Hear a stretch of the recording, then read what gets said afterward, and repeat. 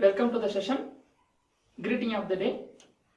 We continue from here where we have stopped.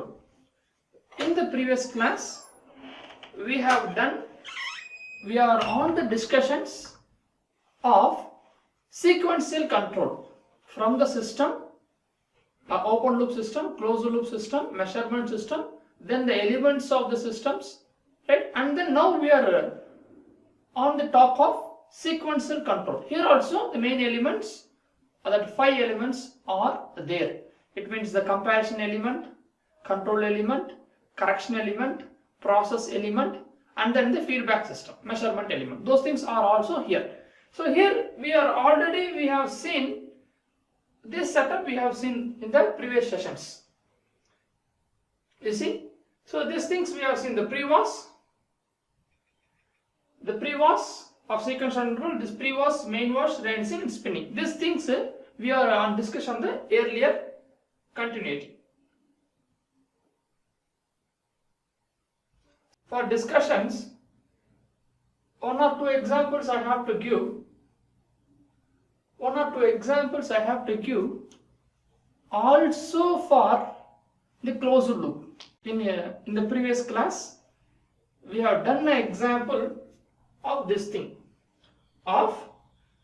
So we have done an example of heating, heating a room. We have done few more examples. I would like to add, 2 examples I would like to add in this session. So that is why I have done of this water level management, right? So we will go ahead, simple methods, right? So here, automatic control of water level. You have already seen this water level control system through the ball, a plastic ball moving up and down, right? In the washrooms also, we are using this for filling up the tank. In Western toilets, we are using the same methodology we are using. So some simple example we will see. So what is this? Here also we have the same 5 parts, 5 elements are there. The comparison, control, correction, process and measurement devices are here also available. Right? So what are they?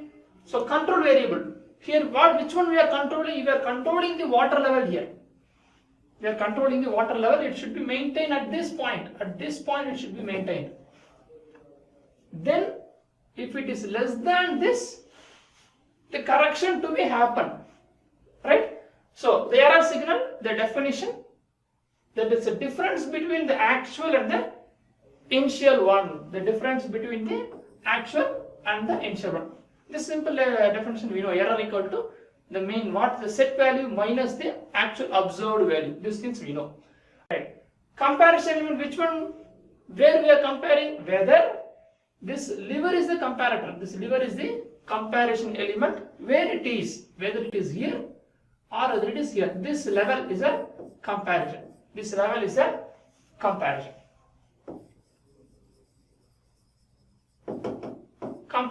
Okay. And then the control unit. The pivoted lever is the control. This again the same lever to be up or down. It is to be up or down. So this things is a pivoted lever is a controller. Those to move up or move down. So we understand this. Correction unit. Which is the correction unit? Here we have. You see, here we have a flap. When these things when it is moved up, when the water is filled, when it is moved up, automatically this closes the gap. When it is closed, water won't come in. Here the water input is there. Water input is here. When the ball is opens up, when it comes up, automatically the opening is closed by the flap. Right? So that is what here given. The correction unit is a flap opening or closing. Flap opening or closing. So process unit is nothing but a water. Processing unit is nothing but a water. If it rises here, automatically everything is solved. When the water rises here, everything is solved. A simple example for the closed loop system. Right? So measurement element, here the ball is a measurement. Whether it should here, whether it is at a lower stage or otherwise at the higher stage. Ball is a measurement unit. The floating ball and the lever is a measurement device. Right? Here the simple sketch This is a physical diagram, and we have converted this same physical into our 5 elemental sketch. Okay, the 5 elemental sketch: the pivot control unit, pivoted lever, correction unit, the flap, process, the water level, and then the feedback system. It looks very simple. Keep on telling these 5 elements, but when we solving one example, sometimes it is more difficult. Therefore, we should listen carefully. But this is one example, and then I am going for the second example of shaft speed control. Right? The shaft speed control device. So here I want to control the speed of the shaft. Here you can, by the sketch, you can see motor is there, shaft is rotating, right? And we are having a tacho generator, and the feedback system again we are supplied to the amplifier, and then it compares. If the speed is less or speed is high, automatically these things are again remodified by the controlling part, the correction part, and the process will take place as per the set value, as by the set value of the reference by the given. So we see a potentiometer is used to set the required speed as the reference. That means what voltage is supplied for the differential amplifier. From here we are supplying how much it should be. How much it should be we are supplying here. How much voltage to be given, the power supply to be given to make the rotating of the required speed, the set value, the set speed. The differential amplifier is used to compare the error. Here we are using a differential amplifier which compares. These two jobs are done here. A compares, and then gives the signal to the controller, to the correction unit of motor. Here the differential amplifier is the controlling unit. Then motor is the correction unit, right? And the shaft rotation is the process. And here we are measuring the tacho generator is the nothing but a measuring device. We have here also we have a 5 those system of elemental systems are here also available, right? We conclude here again. See, in such a way I have modified the same thing for our understanding. So control variable, speed, we have to do this. Control variable, the speed we have to do, and then the reference value, it's nothing but setting up a slider on the potentiometer, how much we need a reference set value. Here we are applying the set. The comparison element, which one? Comparison element is nothing but a differential amplifier. So and the error signal, difference between the outputs and the input, difference between the output and the input. It looks repeated, but it is very important to understand. Error equal to a difference between the set value and the measured value. Then the control unit. Control unit is nothing but a differential amplifier. Comparison unit, differential amplifier. Correction unit, control unit, differential amplifier. Both done by the here, both done by in this area, right? Then the correction unit is a motor. We are done here. We have done a comparison.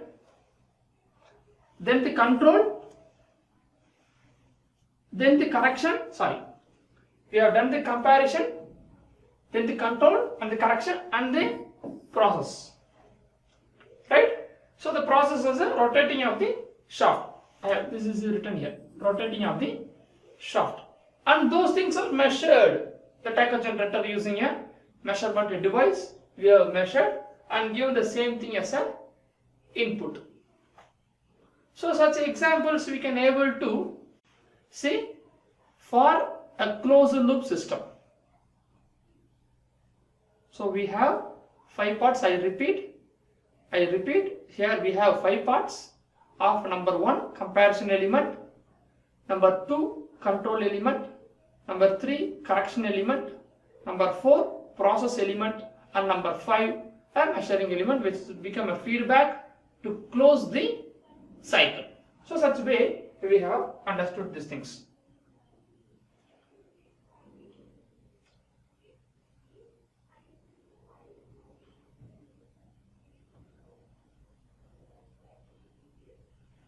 Right. So few other parts are also there. In this discussion we are going to see about the other electronic devices such as a microprocessor and the microcontroller. So this two we are going to see what is microprocessor, what is microcontroller. We are going to compare. These are the parts which are the controlling part for the controlled device of mechanical device. Maybe actuators, maybe sensors, whatever it is. The physical actions are controlled by this microprocessor and microcontroller. Therefore, we want to know this: what is microprocessor, what is microcontroller, with some few examples as like principles we will see. So it is nothing but a CPU for the computer. It is nothing but a CPU for the computer. It is nothing but a CPU for the. It is just like a processor. We are using a processor in each computer, like i5 processor, i3 processor, i7 processor, dual core, core to duo. Such processor we are using. So those things are named as microprocessor. The name itself says the microprocessor. Then what is the difference between microcontroller and microprocessor? So here we can able to individually add. You think over the computer for this example now. And we are talking about the microprocessor. Think about the computer now. Here in this we are adding the processor. We have i5 processor is different. Additionally we are adding the RAM. Additionally we are adding the input output ports, ROMs, and the CPU chipset is separate. Right? For example, I have given i5, i3, Intel x86, Motorola 680 or some other processor names. But here the understanding is the processor is a separate part, and we can able to add more memories. We can able to add more input output ports. Right? Those things we can able to do. So see here a picture which represents the same what I told you. A central processing unit CPU which contains a microprocessor. Along with we can able to remove or add this RAM. We can able to remove or add these ROM ports, input ports, the timers, or other serial ports, address buses, data buses can be added more. Physically as looks like a supercomputer. We can add. Nowadays in the mobile phones they are adding additional memory slots. Those things comes under a microprocessor. A simple understanding. When we are adding more other parts to the system, then it is a microprocessor. Now when we take about the example of microcontroller, what it is, I am defining is as a single chip. A single chip which contains all together the memory which you cannot able to add. Right? It's like a small computer. There I have told the word I have used there supercomputer. Here I am using the word a small computer. Right? Like a remote we can keep. Like a remote which contains a microcontroller which has the memory, which does the job. Or we can consider the USB device which does the job, but it is not increasable. A specific job can be done. Microprocessor costlier. Microcontrollers are very less. That you will see. Differences we will see. So on the chip, it contains on the single chip. On the single chip itself, it contains everything. The RAM, ROM, input, outputs, all things are fixed. We cannot able to add more. Right? So I have made a simple sketch here. Simple single chip which contains a CPU part, a RAM, a ROM, input outputs are fixed. 1 or 2 is fixed. One timer is fixed. Input serials are fixed. It is not possible to add, but it is not in the case of supercomputers. We can able to add more slots. We can able to add memories. We can add more address buses, data buses. We are adding and doing some other jobs. Right? Those things are comes under microcontroller. Right? So see, how we are comparing here now. What I told, the difference between microprocessor and the microcontroller. Right? See, a CPU is a standalone. It is separate. A processor is separate. Along with that, we can have RAM separate, ROM separate, input output port separate. The timers are separate. We can do. Like a computer. I told you, for example, you should take computer. In case of microcontroller, a CPU, RAM, ROM input outputs all in a single chip, It cannot do a lot of changes in the work. A fixed work we can able to do. A targeted job we can able to do, like a remote, like a toy. We can take a playing toys or cars. Everything has been pre-programmed. It can move left or right. The small toys we are using, we can move, come up, go back, forward, reverse. We can do, but it is pre-programmed, a set program. It having a fixed memory, a small memory. It is there. The program is done. Those things are named as microcontrollers. In previous, if the device memory is not possible to increase, those things comes under microcontroller. The device which we can able to alter those things of input ports or memory slots, those things comes under microprocessor category. Processor is different. Addition. i5 is a processor, i7 is a processor. Additionally, we are adding a RAMs and input ports. Adding like a supercomputer. So see, designer can be designed an amount of ROM, RAM, everything he can able to design. How many input ports are to be there? How much memory? 8 GB RAM, 4 GB RAMs. We are deciding those things, right? And here we are not designing. It is fixed amount. That is why I mentioned here in red. It is a fixed amount. We want to do a specific job. Why? In the remote, a normal TV remote, we no need to give RAM here. What's the necessity of adding? It needs a specific job. We are pressing a button. It will do the job. That's it. There we no need of additional inputs. Additional memory slots we don't need. Then we can use. Therefore, it is a costless.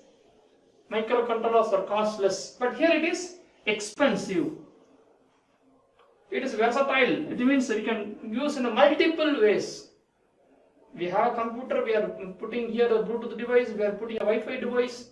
Everything covers from the memory. It needs more. Processing speeds are higher than that of the microcontroller. We are using this one. We are not using that. We are using those things for a specific job where the job is very specific and it completes at the target. That's enough. I want this. I want to change the channel. I use those things. Right? For applications in which the cost or compacted devices only and space are critical. A single purpose. Specific I told you. Here it is a single purpose setup. Here it is a general purpose setup. I think we are getting some clarity. So for example, I have kept here a computer, a mobile device. I have added applications. So applications more where we are using these things. We are using the computer and the mobile, all which contains the microprocessors. So I have added a few examples of i5 or i7, whatever it is. Okay. So here applications are a remote or mouse or players, DVD players, a fixed amount. We want to do this specific job, a single purpose machines, a power tools, a toys, USB devices. This all comes under the category of microcontroller. This comes under the category of microprocessors. So I repeat, the words design can be, the designer can decide the amount of these things, the RAM, ROM, right? Which is in here is we can able to see as a general purpose, and then there it is the single purpose machine. With respect to this,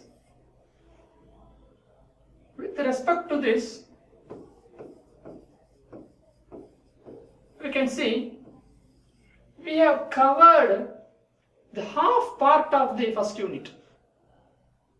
Remaining part, the sensors and transducers are there, we have to see. So we conclude this half part what up to now we have seen. In this first half, we have seen about the mechatronics elements,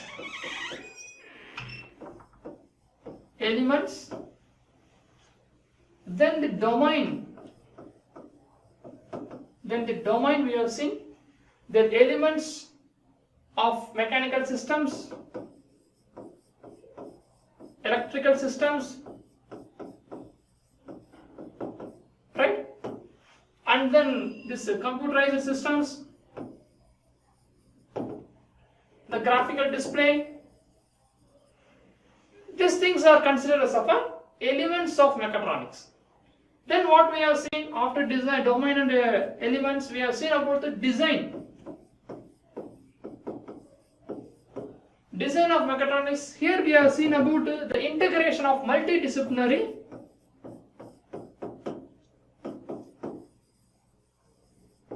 multi-departmental joining, such a way that electrical, mechanical, electronics, all multidisciplinary design process. Later what we have seen here, after that we come to the system, control systems.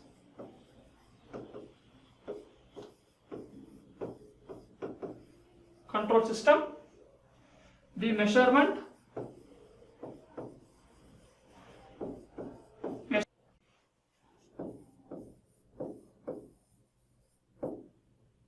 then in this control system we have seen open loop, closed loop, and then finally we have seen the sequential control.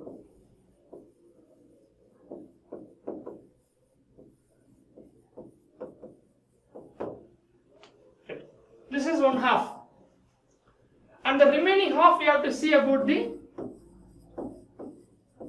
sensors. This we have to do. So the remaining part we will see you in the next sessions. Thank you.